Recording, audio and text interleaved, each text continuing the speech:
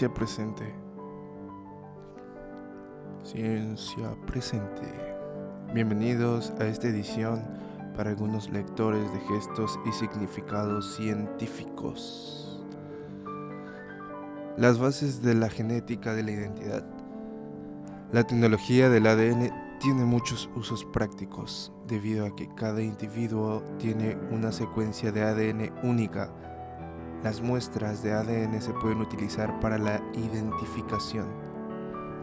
En la actualidad, el sistema judicial utiliza las pruebas de ADN para determinar la culpabilidad o inocencia.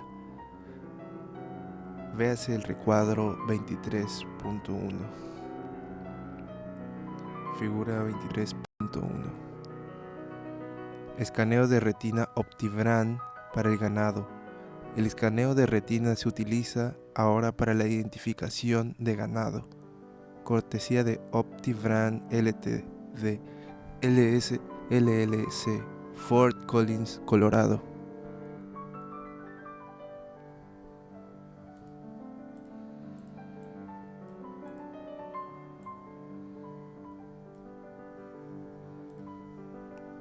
La aplicación de la tecnología del ADN comenzó en Gran Bretaña a mediados de la década de 1980 y apareció en Estados Unidos poco después. Hoy en día, muchas sociedades han llegado al punto de compilar bases de datos de ADN de criminales conocidos, especialmente de delincuentes graves. Sin embargo, el uso más frecuente de las pruebas de ADN es en realidad en casos de paternidad desconocida o disputada. La identidad también puede establecerse de otras maneras. Solo una mirada casual revela grandes diferencias entre las personas. Los genetistas se refieren a esta apariencia externa como el fenotipo. La mayoría de las diferencias físicas entre las personas se deben a interacciones complejas de varios genes durante el desarrollo. Algunos son obvios a simple vista, otros requieren una observación minuciosa. Las huellas dactilares son el ejemplo clásico de un fenotipo, utilizado en la aplicación de la ley. Se deben a variaciones en el patrón de las crestas dérmicas, pequeñas elevaciones de la piel en los dedos. Los patrones de huellas dactilares dependen de más de un gen, es decir, son multigénicos. Esto crea la enorme diversidad genética que subyace a este fenotipo. Aunque se podría esperar que las huellas dactilares de los gemelos idénticos sean las mismas, no son idénticas. Se producen pequeñas variaciones en los patrones de las huellas dactilares como resultado de factores ambientales que afectan el desarrollo. Las huellas dactilares se utilizaban para la identificación a finales de los años 1800. Los escaneos de retina proporcionan una forma más tecnológica de identificación única. Estas exploraciones aprovechan el patrón único de vasos sanguíneos en la retina, en la parte posterior de los ojos. El escaneo suele tardar alrededor de un minuto, porque se necesitan varios escaneos. Un sujeto debe colocar su ojo cerca del escáner, mantener la cabeza quieta y enfocar una luz verde giratoria. La luz infrarroja se utiliza para la exploración porque los vasos sanguíneos de la retina absorben esta luz mejor que los tejidos circundantes.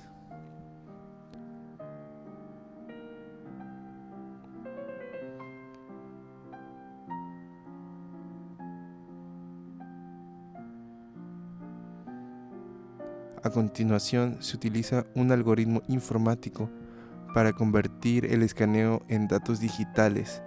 Hay aproximadamente 10 veces más información en un escaneo de retina que en una huella dactilar.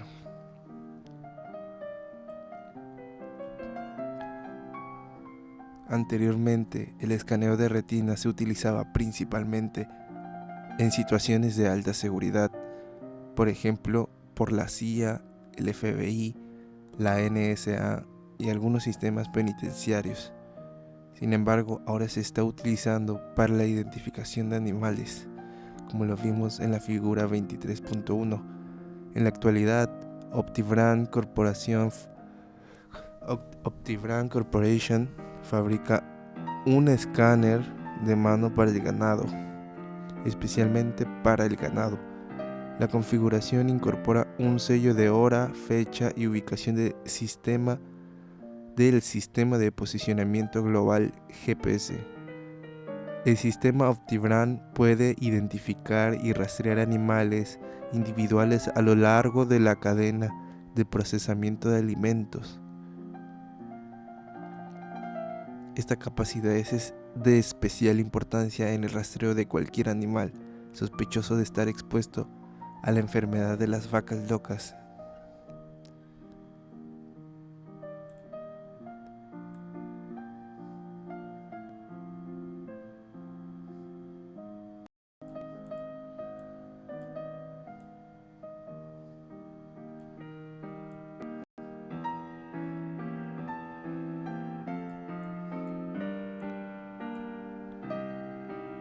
Medicina forense tiene dos definiciones. Recuadro 23.1. Originalmente la palabra forense se refería al debate de pruebas en un tribunal. Deriva de la palabra latina forensic, refiriéndose al foro, el área pública donde se celebran reuniones y juicios.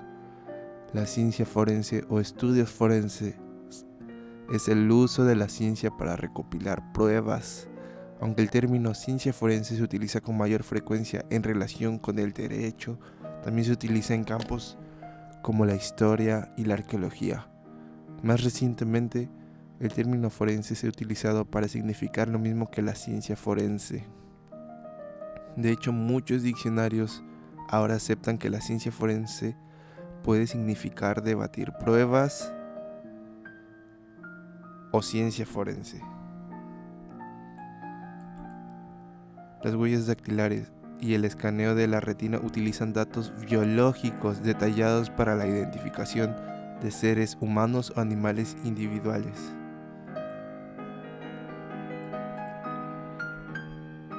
Sangre, sudor y lágrimas. Se pueden utilizar todo tipo de tejidos y fluidos corporales para establecer la identidad. Aunque el análisis de sangre es el más común, otros fluidos corporales como el sudor, las lágrimas, la orina, la saliva y el semen también tienen células con proteínas de superficie que se pueden analizar. Las membranas de los glóbulos rojos contienen varias proteínas y lípidos con porciones de carbohidratos adheridas que están expuestas en el exterior de la célula. Estos son altamente antigénicos y en la tipificación de la sangre se denominan antígenos sanguíneos. La unión de un anticuerpo al antígeno correspondiente es altamente específica. En consecuencia, dos antígenos sanguíneos relacionados con diferencias relativamente pequeñas en la forma se pueden diferenciar porque diferentes anticuerpos se unen a ellos. Para la identificación se utilizan varios grupos de antígenos sanguíneos. El más conocido es el sistema de grupos sanguíneos AB0. Tres glicolípidos diferentes, la A, la B y 0, perdón por ese error de dicción, están involucrados. Consisten en diferentes estructuras de carbohidratos unidas al mismo lípido. El antígeno A se produce mediante la adición de acetilgalactosamina al final del antígeno 0 y el antígeno B mediante la adición de galactosa. La figura 23.2 nos aclarará mejor. Aquí en esta figura, las moléculas del sistema sanguíneo AB0 Los glicolípidos antigénicos determinan el tipo de sangre de cada individuo. La enzima N-acetilgalactosamina transferasa produce el antígeno A mediante la adición de N-acetilgalactosamina al final del antígeno 0. La galactosa transferasa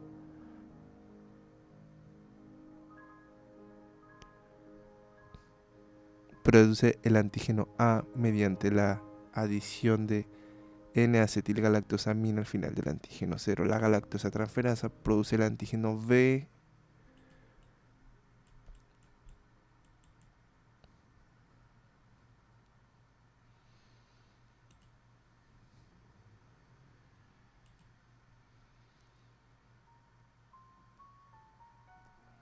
mediante la adición de galactosa al extremo del antígeno 0.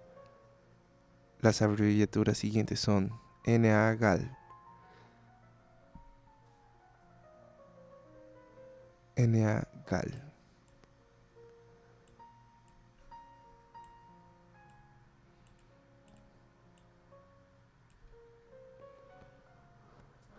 N-acetilgalactosamina, GAL, galactosa.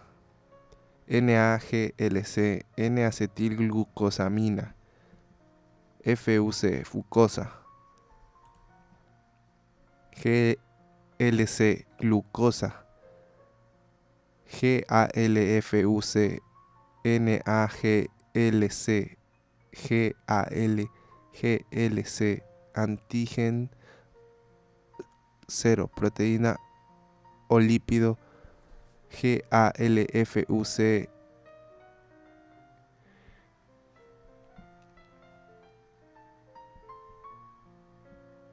NAGLC, GAL, GLC, antígeno A, proteína o lípido, hecho por todos.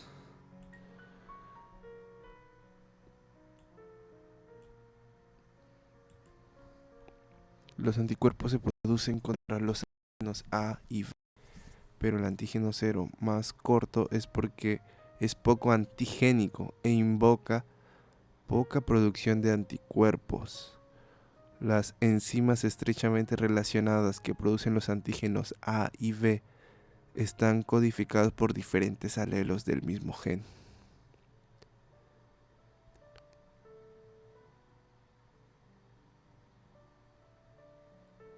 La ausencia de esta enzima da lugar al alelo 0, pasando al nivel molecular. Las proteínas y polisacáridos producidos por todas las células proporcionan otro conjunto de características identificativas. Buenos ejemplos de diferencias individuales que involucran estas características son los diversos tipos de sangre que se encuentran en las poblaciones humanas. Pero para la identificación final a nivel molecular debemos examinar los propios genes para determinar el genotipo. Esto es lo que se entiende por tipificación de ADN o huellas dactilares de ADN. Una técnica que se describe en la siguiente sección.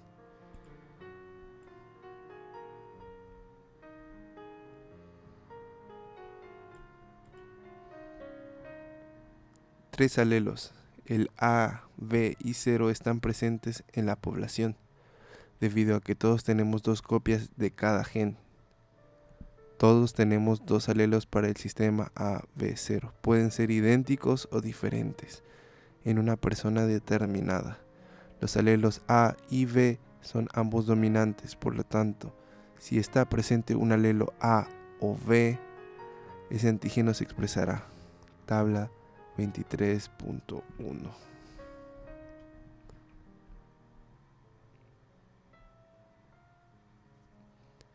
Alelos presentes.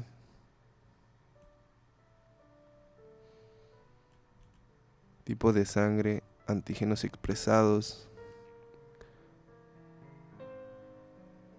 anticorpóreos. Alelos presentes AA. Tipo de sangre A. Antígeno expresado A. Anticuerpos anti-B. Alelos presente A0.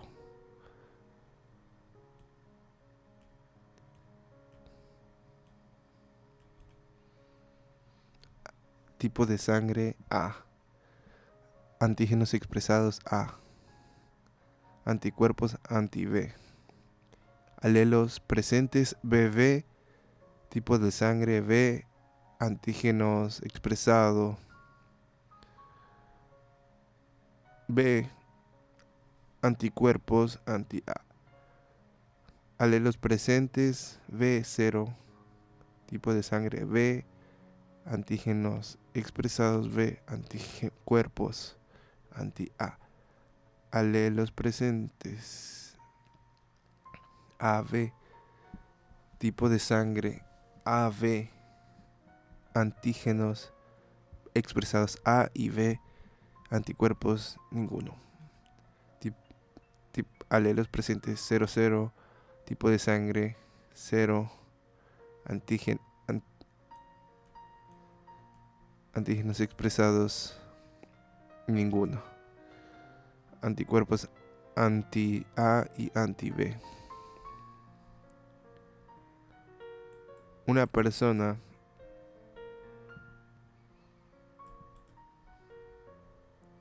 con un alelo A y un alelo B expresará ambos antígenos en la superficie de sus células sanguíneas, grupo sanguíneo AB. Las personas no producen anticuerpos contra los antígenos presentes en sus propios glóbulos rojos.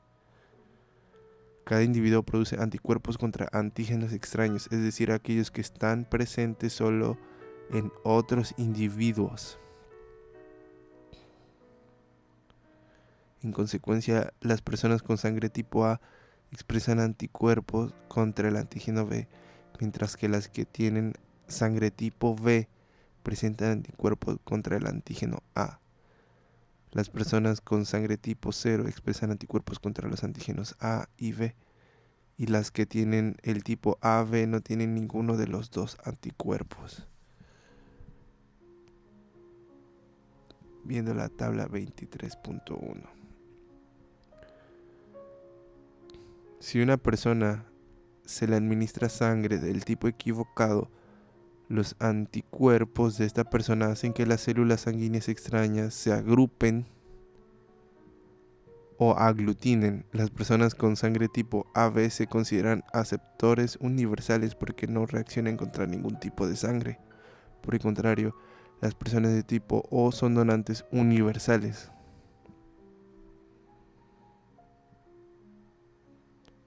Pero solo pueden aceptar el tipo 0 porque tienen anticuerpos contra los antígenos A y B.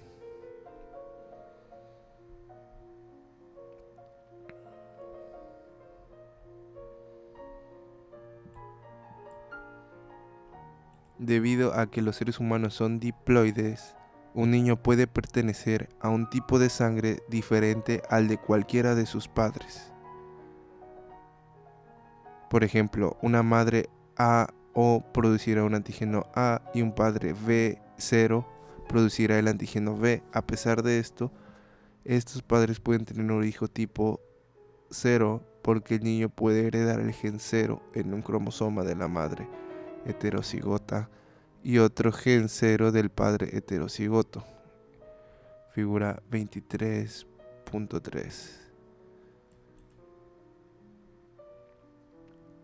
Herencia del tipo de sangre AB0. Si los padres con dos tipos de sangre diferentes tienen hijos,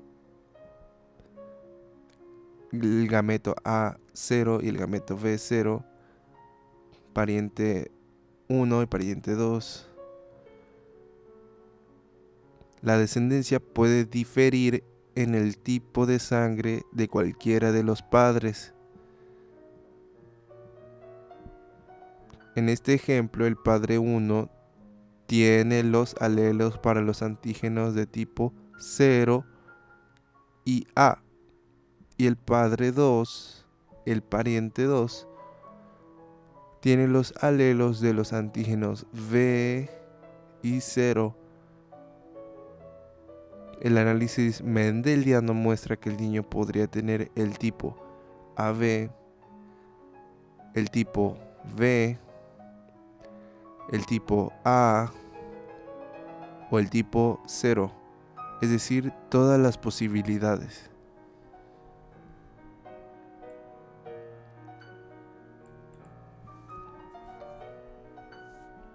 Por lo general sabemos quién es la madre de un niño. En la mayoría de los casos, es el padre el que puede ser difícil de identificar. Si un hombre es acusado de ser padre en una demanda de paternidad, la tipificación AB0 lo excluirá solo alrededor del 15% al 20% de los casos, suponiendo que sea inocente. Consideremos, por ejemplo, a una madre que tiene el tipo de sangre A con una hija del tipo AB.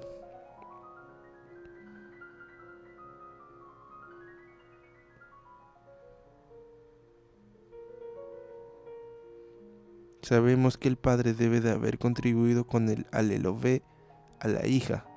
Por lo tanto, el padre debe ser V0, VB o AB, pero no puede ser AA, A0, U00, pero por lo tanto O00, por lo tanto U00. Por lo tanto, cualquier persona acusada de paternidad, pero que tenga sangre tipo A o tipo 0 es inocente. Las personas con sangre tipo B o AB podrían ser culpables, debido a que un gran número de personas comparten cada grupo sanguíneo. La tipificación de sangre AB0 por sí sola no puede proporcionar prueba de culpabilidad, aunque puede demostrar inocencia. Varios otros sistemas de antígenos sanguíneos y tisulares similares en principio al sistema AB0 también se utilizan en medicina forense, usando el sistema HLA de glóbulos blancos. La probabilidad de exclusión es superior al 90%. Cuando se combinan los sistemas HLA y AB0, las posibilidades de exclusión son de aproximadamente el 97%. Incluir el análisis de las proteínas del suero sanguíneo con los demás hace que la exclusión sea casi segura si el acusado es realmente inocente.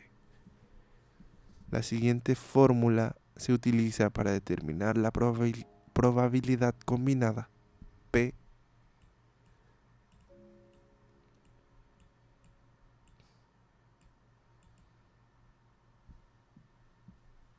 de exclusión de múltiples pruebas con probabilidades individuales, P1, P2, P3, etc. La siguiente fórmula se utiliza entonces para determinar la probabilidad combinada P de exclusión de múltiples pruebas con probabilidades individuales.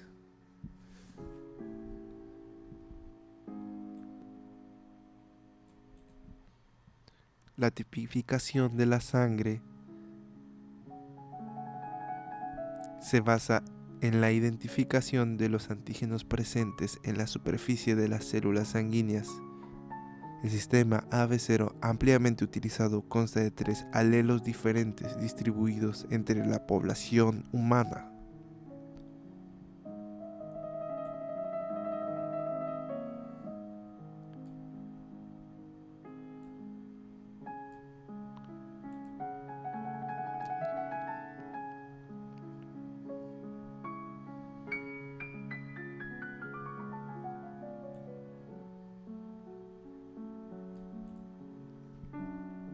Pruebas forenses de ADN. El grupo sanguíneo fue una vez la principal evidencia forense utilizada en muchos casos criminales.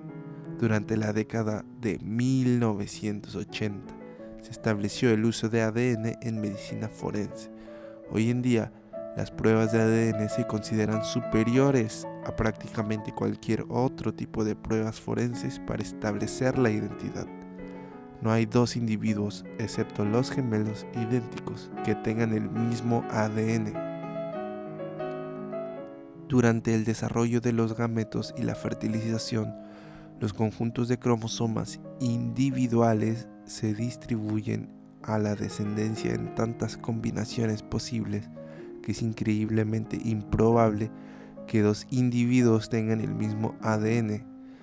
Los gemelos idénticos son la excepción que confirma la regla, porque ocurren cuando el óvulo se divide después de que ya se ha producido la fertilización. Los avances modernos nos permiten distinguir incluso a los gemelos idénticos mediante el uso de alteraciones en el ADN que ocurren después del nacimiento.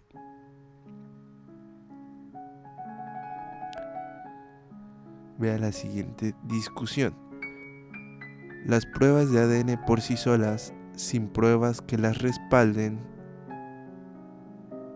han sido a veces suficientes para la condena cuando la identidad era la cuestión clave. Recuadro 23.2.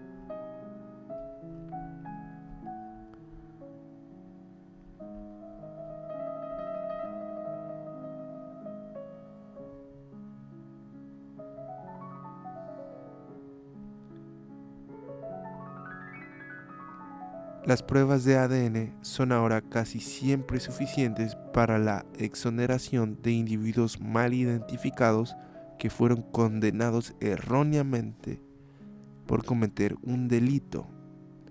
Las pruebas de ADN se pueden obtener de cualquier tejido o secreción corporal que tenga células con núcleos que contengan ADN.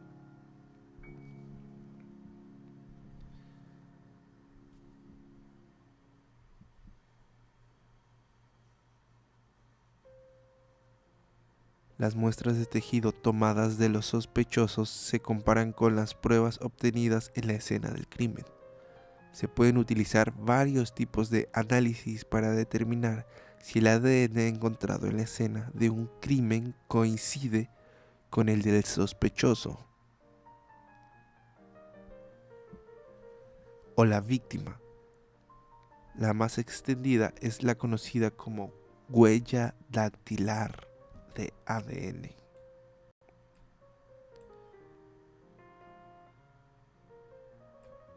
La evidencia de ADN puede proporcionar una identificación prácticamente inequívoca de los individuos si se lleva a cabo correctamente.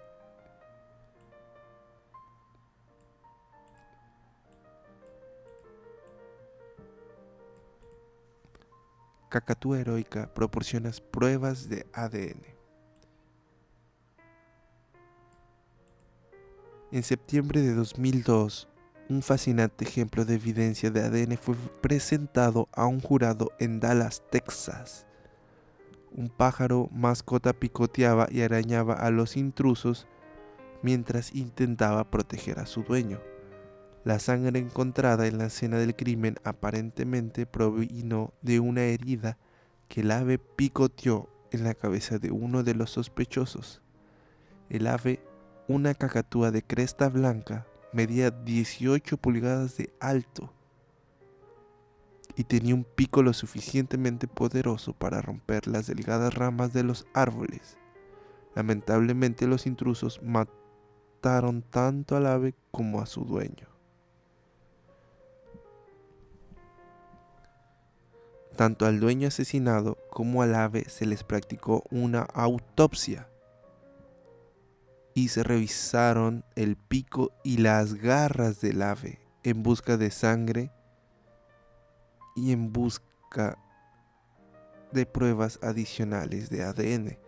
Cuando se enfrentó a las pruebas de ADN condenatorias, uno de los sospechosos confesó, pero culpó a su compañero por el asesinato real.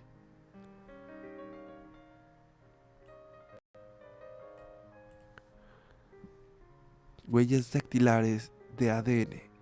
Las huellas dactilares de ADN se basan en el patrón único formado por una serie de fragmentos de ADN. Después de separarlos, según su longitud mediante electroforesis en gel. Primero se purifican las muestras de ADN de los diferentes sospechosos, de la víctima y de las muestras de la escena del crimen. A continuación, las muestras se procesan para generar un conjunto de fragmentos de ADN. Cuando Alec Jeffrey inventó las huellas dactilares de ADN en 1985 en Inglaterra, el ADN se cortó con enzimas de restricción para generar fragmentos, porque aún no se había inventado la PCR.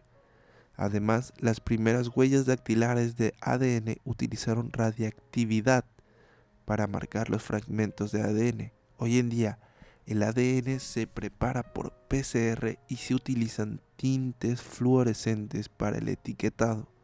Además, la huella dactilar moderna del ADN utiliza secuencias repetidas, es decir, repeticiones en tándem o STR, con fines de identificación rutinaria, como se describe aquí.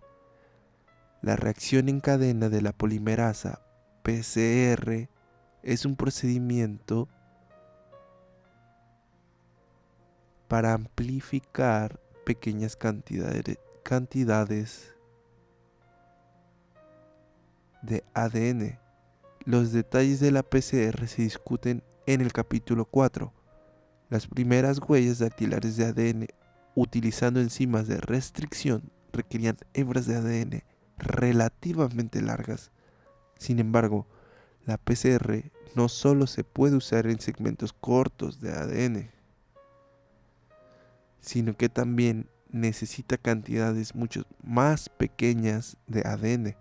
Por lo tanto, la PCR puede amplificar un segmento de ADN a partir de solo un picómetro, 10-12 gramos.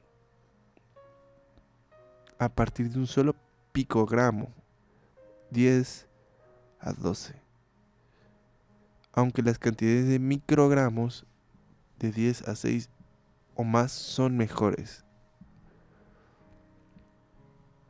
De hecho, la PCR se puede utilizar con éxito para analizar el ADN de una sola célula.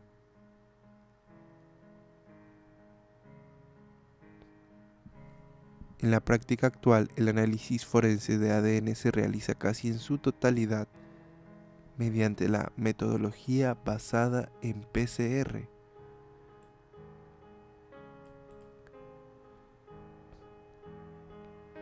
Para la primera generación de huellas dactilares de ADN se utilizaron enzimas de restricción para generar la variación en el tamaño de los fragmentos de ADN entre individuos.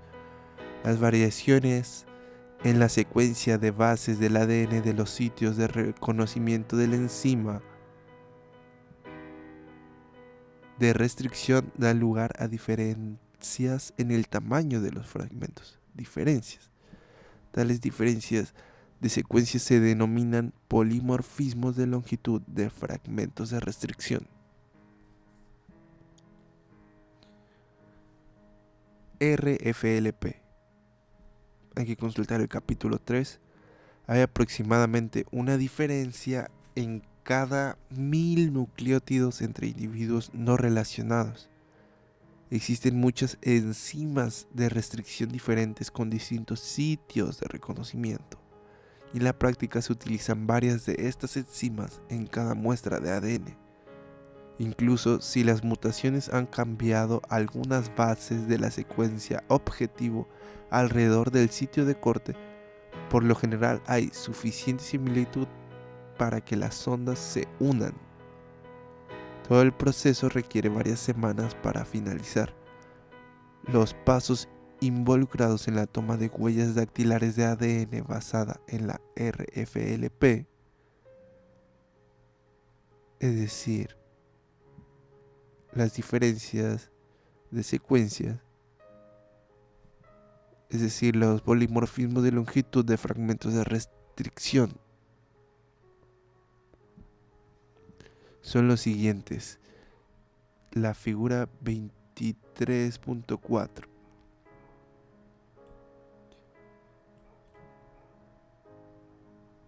Esquema de la toma de huellas dactilares de ADN basada en la RFLP. Durante la toma de huellas dactilares de ADN se genera un patrón de fragmentos de ADN de diferentes tamaños. La secuencia de ADN determina dónde corta la enzima de restricción en el primer paso.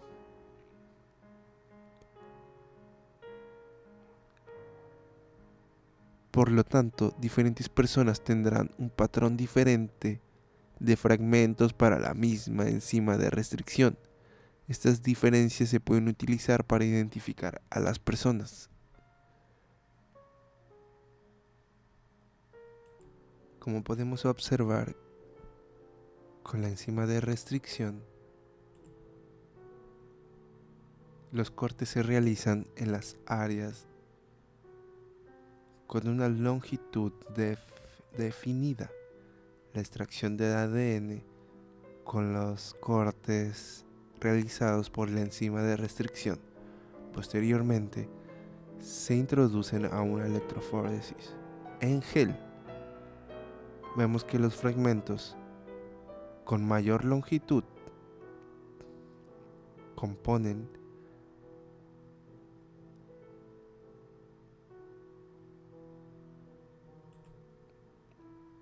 una ubicación más cerca de la superficie o más cerca a la parte de arriba.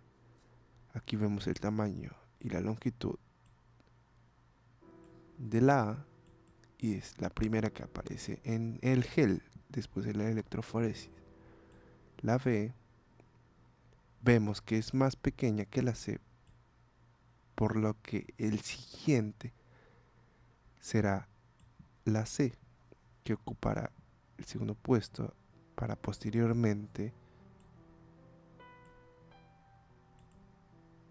marcarse la B. La C es el sitio de corte con mayor longitud, por eso en el gel veremos que se ubica en una parte más más alta de la escalera. Le sigue la B, la E, la D, por último la más pequeña, la A, que ocupa la parte final. Posteriormente tenemos que transferirlo a una hoja de nylon. Aquí vemos que las bandas son invisibles. Se van a incubar en solución de sonda. Posteriormente, con una membrana de nylon donde estará la película, se va a develar la película y vamos a tener una especie de autorradiografía en donde podemos hacer las comparaciones de los siguientes extractos de ADN.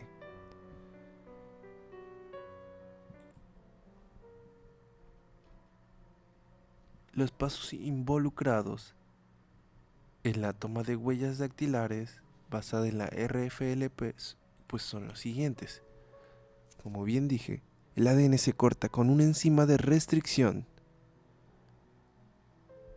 El paso número 2, los fragmentos de ADN se separan por longitud o peso molecular mediante la electroforesis en gel. Los fragmentos se visualizan mediante el Southern Blot. Los fragmentos separados se transfieren del gel al papel de nylon y a continuación se añade una sonda de ADN marcada radiactivamente. La sonda se une a esos fragmentos de ADN con secuencias complementarias. La mancha se cubre con la película sensible a la radiación para proporcionar una autorradiografía. Esto muestra la ubicación de los fragmentos de ADN que reaccionaron con la sonda radiactiva. El producto final de una huella dactilar de ADN es una autorradiografía que contiene al menos 5 carriles esenciales. Los marcados son fragmentos de ADN estandarizados de tamaño conocido. Los marcadores son fragmentos de ADN estandarizados de tamaño conocido que han sido marcados radiactivamente. Ayudan a determinar el tamaño de los distintos fragmentos.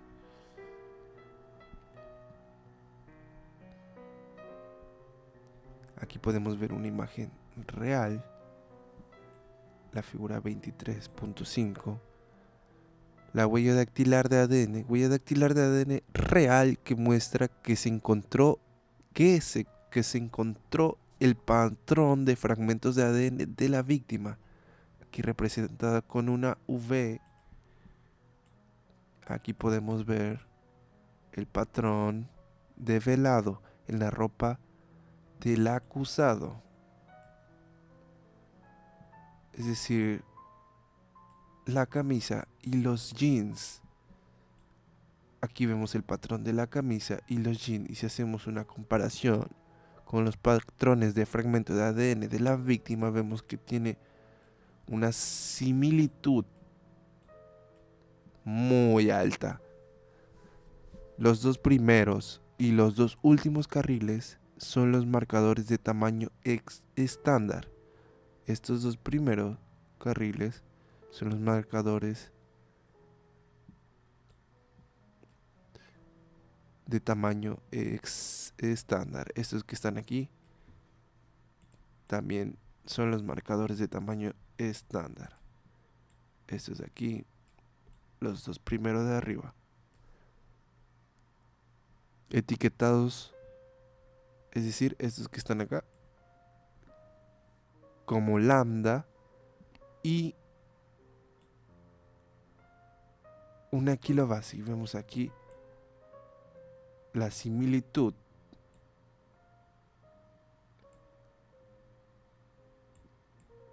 que muestran una ayuda en comparación.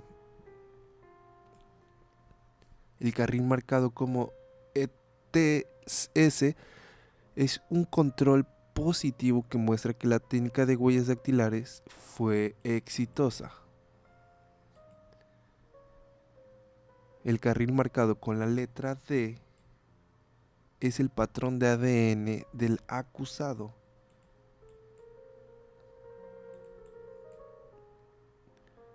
Siguiendo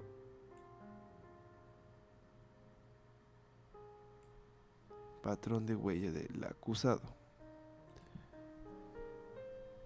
Reimpreso con permiso de la Quid Publishing LS. Correcto.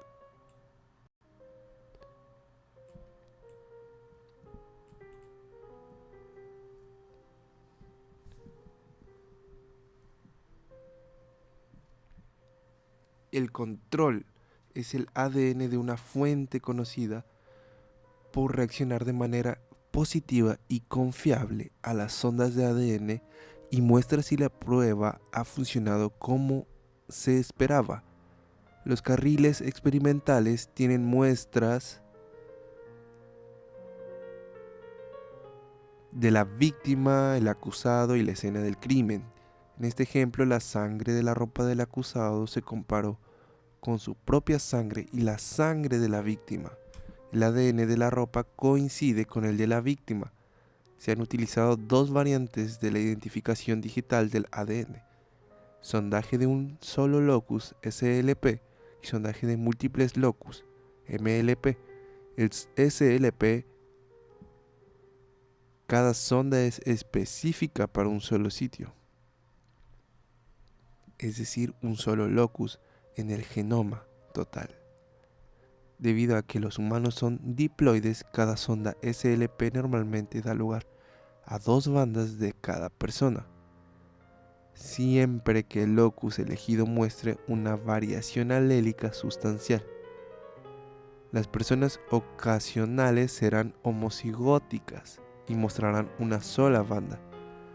Para una identificación completa mediante la SLP es necesario ejecutar varias reacciones, cada una utilizando una sonda SLP diferente.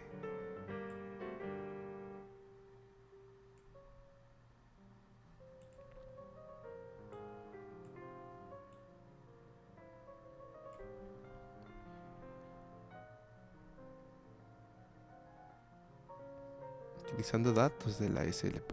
En consecuencia, los métodos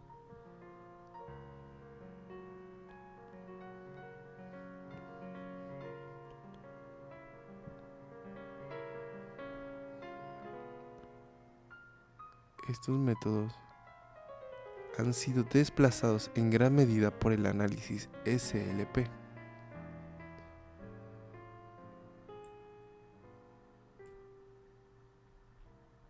Es necesario ejecutar varias reacciones, cada una utilizando una sonda SLP diferente. Las sondas multilocus se unen a múltiples sitios en el genoma y en consecuencia generan múltiples bandas de cada individuo.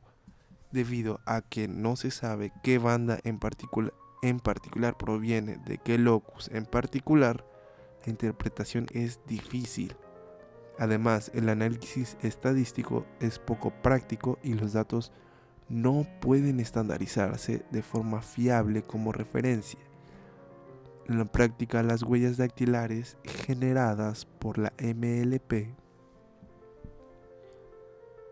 las sondas multilocus, deben compararse directamente con otras que se ejecutan en el mismo gel. Históricamente, las multilocus o las MLP se usó antes de la SLP. Sin embargo, los análisis de SLP utilizan cantidades más pequeñas del material y son más fáciles de interpretar y comparar. El análisis estadístico y las frecuencias poblacionales son posibles utilizando datos de SLP. En consecuencia, los métodos MLP han sido desplazados en gran medida por el análisis SLP.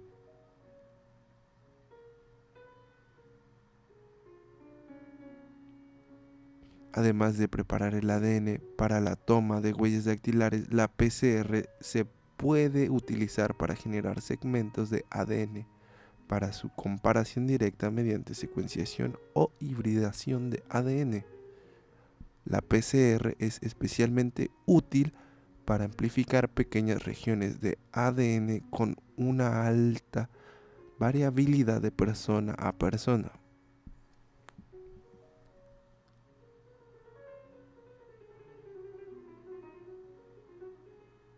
Si las secuencias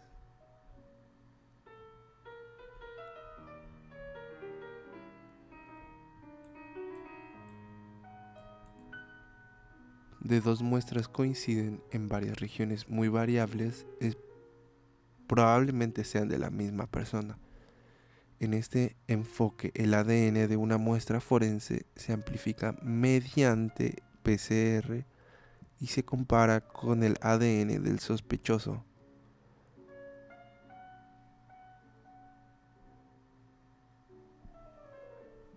Para la hibridación, las manchas de muestras de ADN se unen a una membrana y se prueban para unirse a una sonda de ADN que está marcada con un tinte fluorescente. Se utilizaron sondas radiactivas en los primeros trabajos.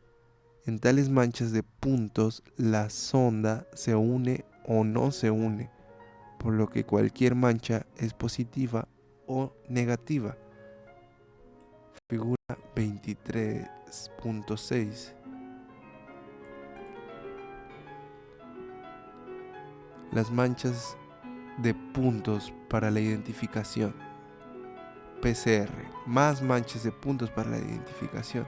En este ejemplo se compara si las pruebas de la escena del crimen coinciden o no con los de la víctima o el sospechoso. Se aisló el ADN de la víctima, del sospechoso y de las pruebas. La PCR se utilizó para amplificar un segmento corto del ADN, utilizando cebadores que flaqueaban una región muy variable. Los productos de PCR de la evidencia, la víctima, el sospechoso y un control se aplicaron cada uno como 4 puntos separados a una membrana de nylon. La membrana se trató con 4 sondas diferentes, de modo que cada sonda estaba en contacto con cada uno de los diferentes productos de PCR. Las sondas se unieron específicamente a aquellos puntos que tenían secuencias que coincidían con la sonda. Observe que el patrón del sospechoso y la evidencia son idénticos. Sospechoso, evidencia.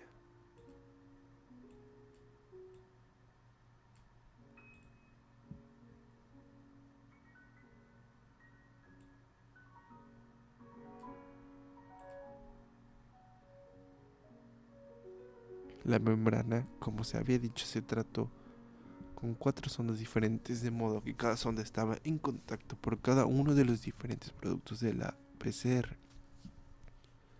Por lo tanto, el ADN del sospechoso estaba presente en la escena del crimen.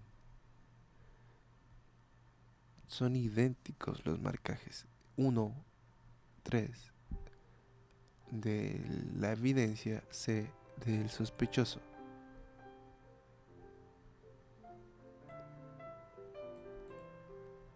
Una toma de huellas dactilares se basa en el patrón único que se encuentra en diferentes individuos cuando una serie de fragmentos de ADN se separan de acuerdo con la longitud.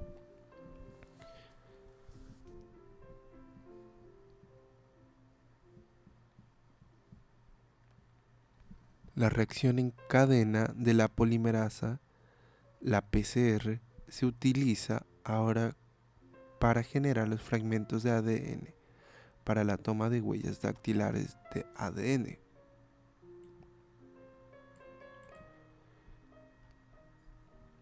Uso de secuencias repetidas en la toma de huellas dactilares. Una variación de la toma de huellas dactilares de ADN consiste en observar regiones del ADN que contienen repeticiones en tándem de número variable, VNTR.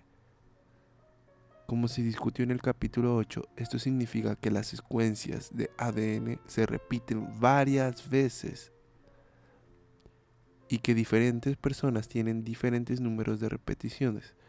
Las secuencias repetidas varían mucho en longitud. Sin embargo, para fines forenses, ahora se usan generalmente secuencias repetidas relativamente cortas y se conocen como repeticiones cortas en tándem, STR. Se debe de consultar la discusión posterior. Los VNTR generalmente ocurren en regiones no codificantes del ADN.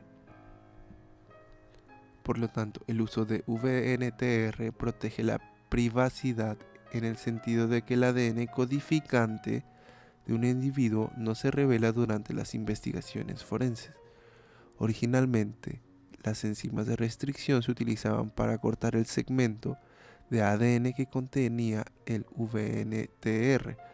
Hoy en día, los fragmentos de ADN para el análisis de VNTR se generan mediante la PCR. Al igual que antes, las bandas de ADN se separan mediante electroforesis en gel y se visualizan mediante el Southern Blot. La figura 23.7 muestra los fragmentos de ADN correspondientes de 3 individuos que difieren en el número de repeticiones en el mismo VNTR. En consecuencia, la longitud del fragmento difiere de una persona a otra. La figura 23.7 del VNTR, las huellas dactilares VNTR, el ADN genómico, tiene regiones con secuencias repetidas. En cada individuo el número de repeticiones varía y por lo tanto las longitudes de estas regiones se pueden comparar para distinguir identidades. La región repetida se aísla mediante PCR de 3 individuos marcados como A, B, C. Uno de los cebadores de PCR está marcado con un tinte fluorescente. Tinte fluorescente. Área de repetición. Área repetida, región repetida del fragmento de ADN. El cebador de la PCR.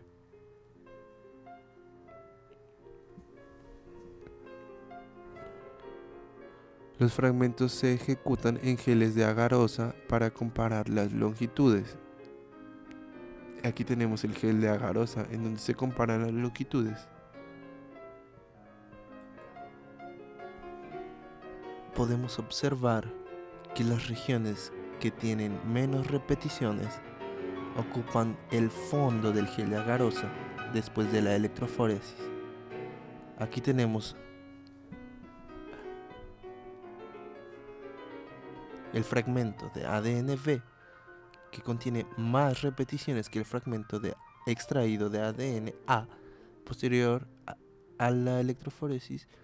Vemos que contiene menos regiones repetidas que el fragmento A extraído del fragmento C extraído. Tiene bastantes repeticiones a comparación del fragmento B y A, es decir, que ocupará una región más alta en el gel de agarosa.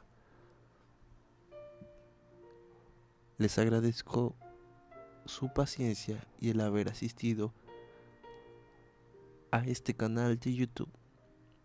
Me despido y espero que tengan reflexiones y recuerden que la ciencia es presente.